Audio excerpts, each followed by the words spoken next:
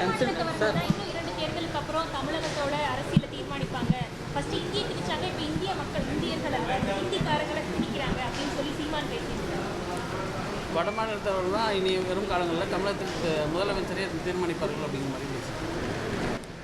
அவர் பொருத்தமில்லாத ஒரு அரசியலை பேசி கொண்டிருக்கிறார்.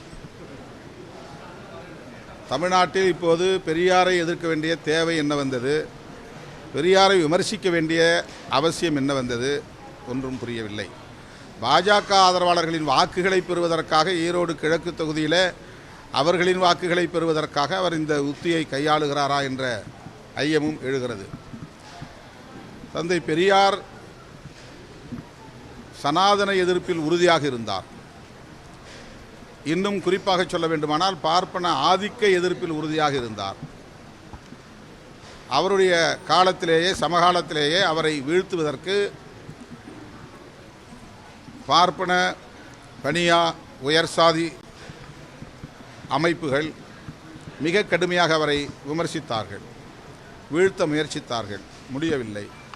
அவர்கள் தொடர்ந்து அந்த முயற்சியில் ஈடுபட்டு வருகிறார்கள். அதே வேளையை இவர் செய்கிறார் என்றால் இவர் பாஜகவின் கொள்கை பரப்பு செயலாளரா என்ற கேள்வி எழுகிறது. அவர் செய்யும் அரசியல் அதிர்ச்சி அளிக்கிறது.